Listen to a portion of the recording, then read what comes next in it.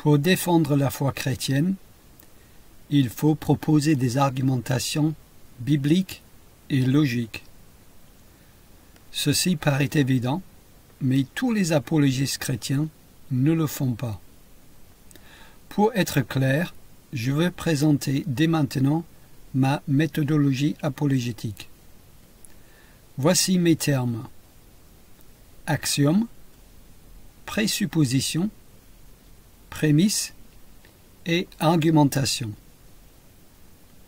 Un axiome est une affirmation acceptée comme vraie. Un axiome est le socle, le fondement, la base de tout système de pensée. S'il n'y a pas d'axiome, il n'y a pas de croyance et pas de système de pensée. L'axiome du christianisme protestant est: les 66 livres de la Bible, et eux seuls, est la parole de Dieu. On ne peut pas prouver un axiome, on le présuppose, c'est-à-dire qu'on l'accepte comme vrai. Un axiome fournit des prémices pour une argumentation. Un axiome est donc la base de toute prémisse et donc de toute preuve. Mais un axiome ne peut pas être lui-même prouvé.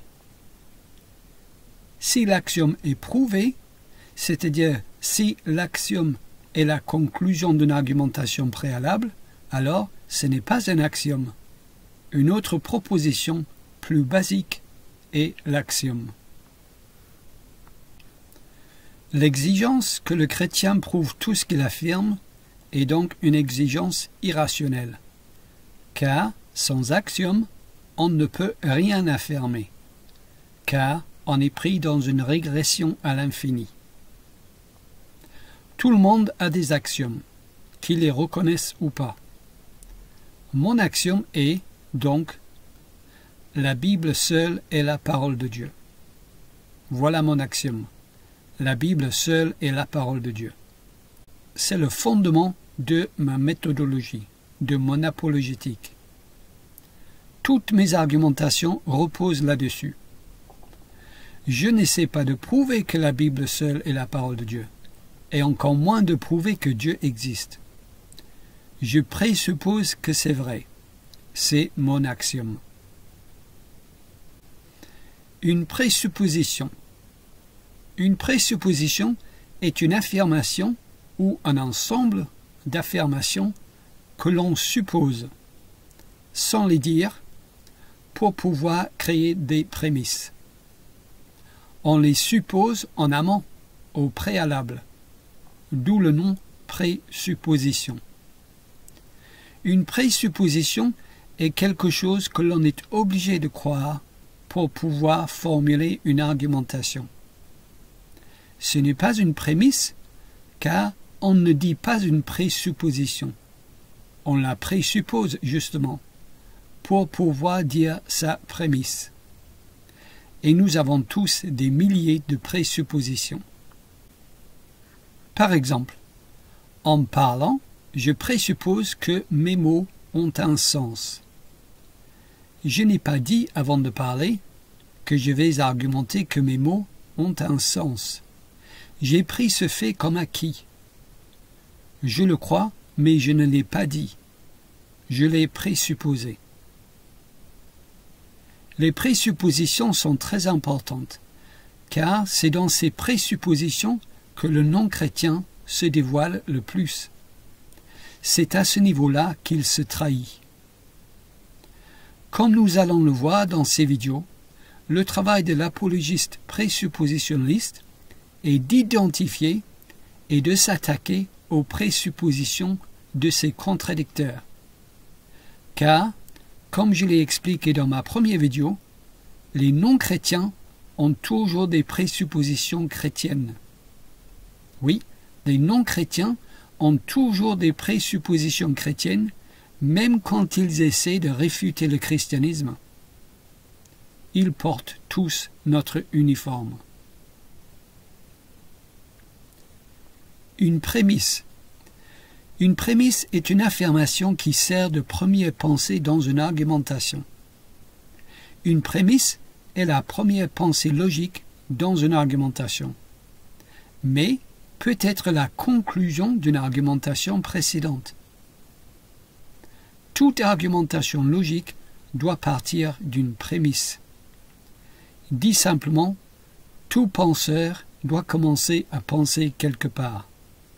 Il commence à penser avec une prémisse.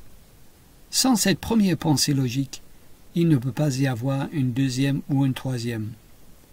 Sans la prémisse donc, il ne peut pas y avoir d'argumentation.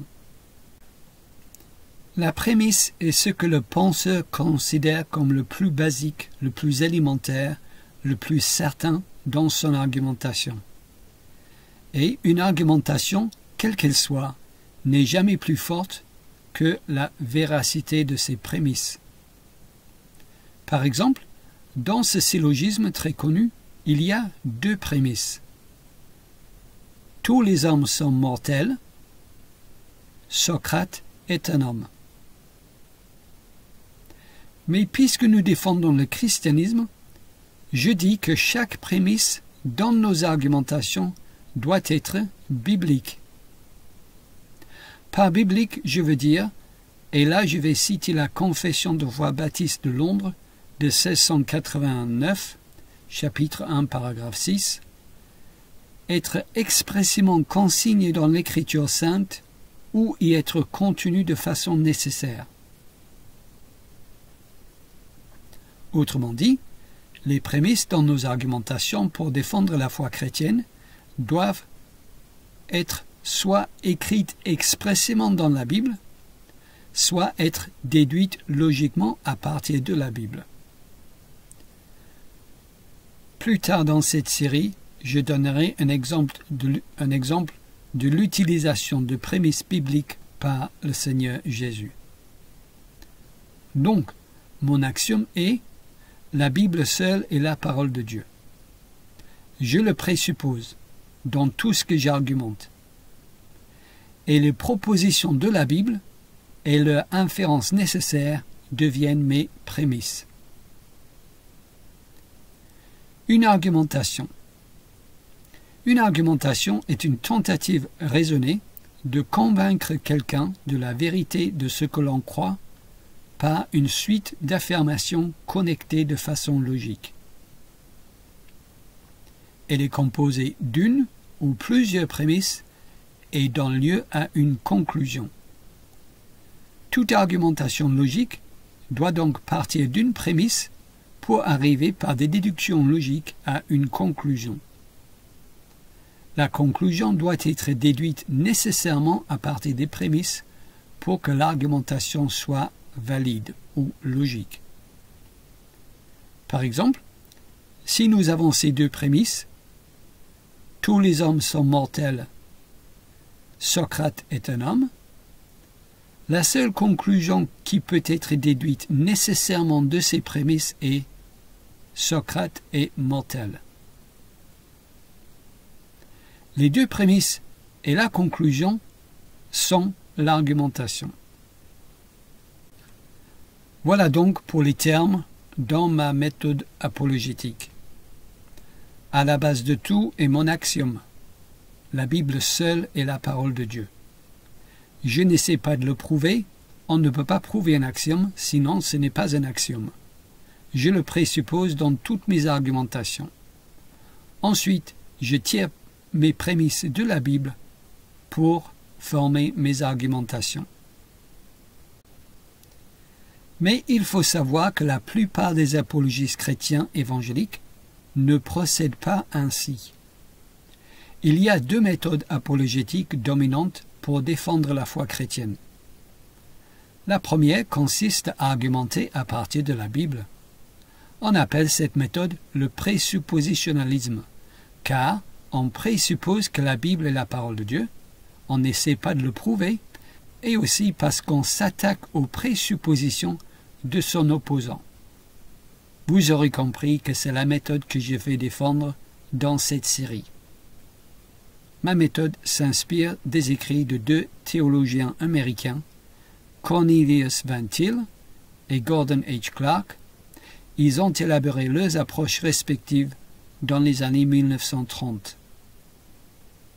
La deuxième méthode apologétique, que l'on appelle l'apologétique classique ou évidentialiste, consiste pour l'essentiel à mettre de côté la Bible pour argumenter à partir d'autre chose.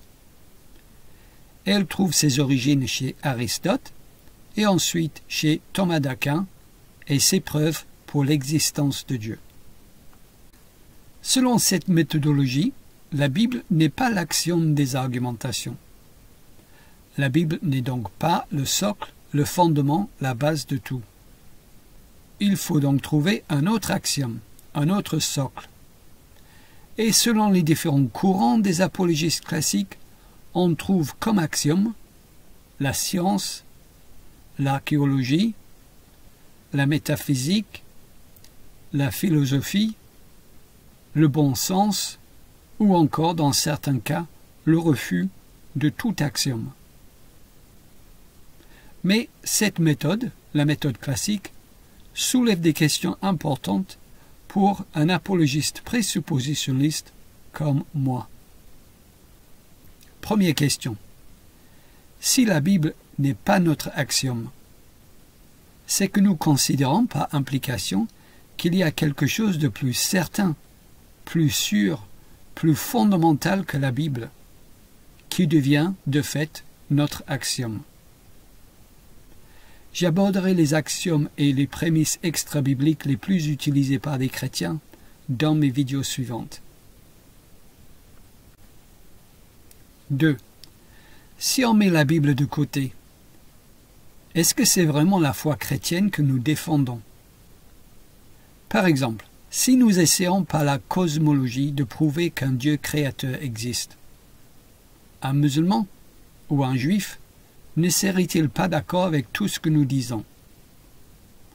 Si oui, alors nous ne défendons pas la foi chrétienne. C'est aussi simple que cela. 3. La Bible dit que la Bible est l'arme spirituelle la plus redoutable qui existe. Elle dit d'elle-même qu'elle est une épée à deux tranchants, perçant le cœur des hommes, et qu'elle ne revient jamais vers Dieu sans avoir accompli sa volonté. Alors, pourquoi déposer cette arme redoutable, justement, au moment où on engage la bataille? C'est absurde. 4. Toute argumentation qui ne vient pas de la Bible fait partie, non pas de la sagesse de Dieu, mais fait partie de la sagesse humaine.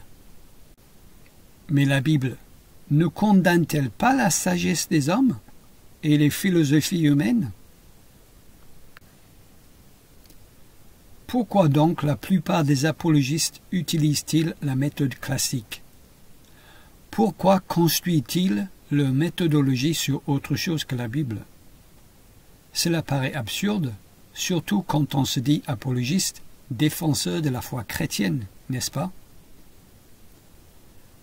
La raison pour laquelle ces apologistes chrétiens adoptent cette méthodologie curieuse, et que je qualifierais de non biblique, est à cause de ce que l'on appelle le terrain neutre. Ils raisonnent ainsi. Puisque le non-chrétien rejette la Bible, je ne peux pas utiliser la Bible dans mon argumentation, car il n'y croit pas. Ce serait un dialogue de sourds. Chaque fois que je citerai la Bible, il me dirait qu'il ne croit pas la Bible. Donc, pour éviter cela, je dois me rapprocher de lui, du non-chrétien, pour que nous nous mettions tous les deux sur un terrain neutre, sans mon axiome et sans mes présuppositions. Je dois utiliser les prémices que le non-chrétien accepte pour prouver tout d'abord l'existence de Dieu. Ce n'est qu'une fois que je lui ai prouvé l'existence de Dieu que je peux utiliser la Bible. Voilà la justification la plus courante qui est donnée par les apologistes classiques pour défendre leur méthode. Mais le terrain neutre est un mythe. Le terrain neutre n'existe pas, car le non-chrétien ne laisse jamais ses présuppositions de côté. Il les garde toujours avec lui. Il n'est pas en terrain neutre, lui. Le seul qui abandonne ses présuppositions est le chrétien. Mais cela est une erreur stratégique de sa part. Ce que le chrétien devrait faire, c'est de s'attaquer aux présuppositions même du non-chrétien. Plutôt que d'adopter les présuppositions et les prémices du non-chrétien et de les considérer comme sûres, le chrétien devrait les mettre à jour et les renverser par ses argumentations bibliques.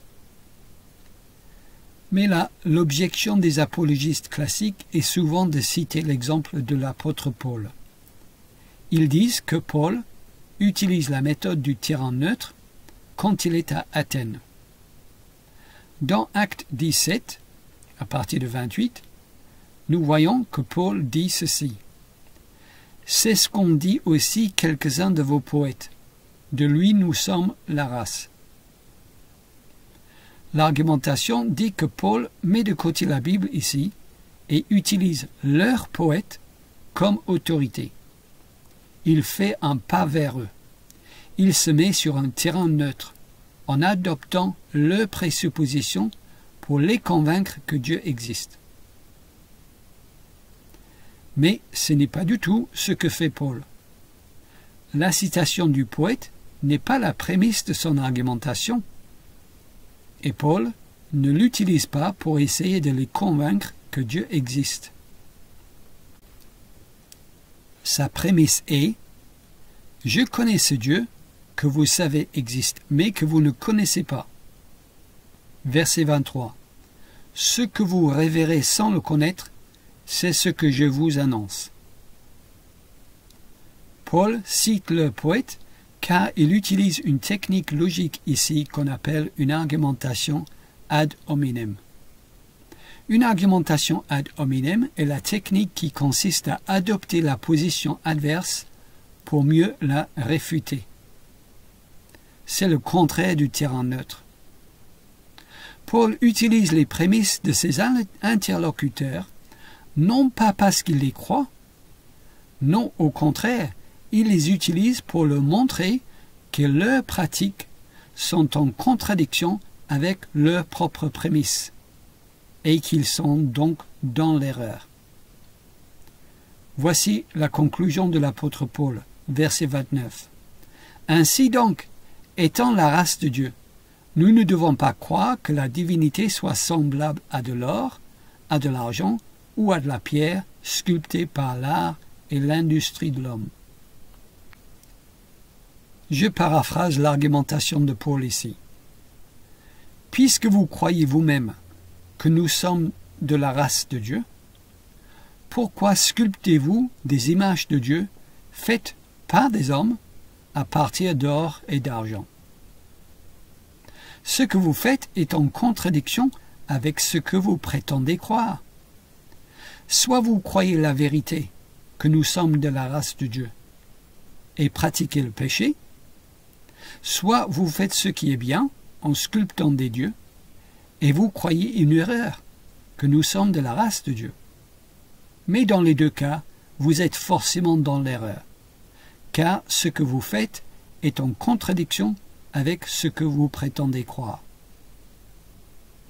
En aucun cas, Paul ne se place sur un terrain neutre en abandonnant la Bible, et en aucun cas, Paul essaie de les convaincre que Dieu existe.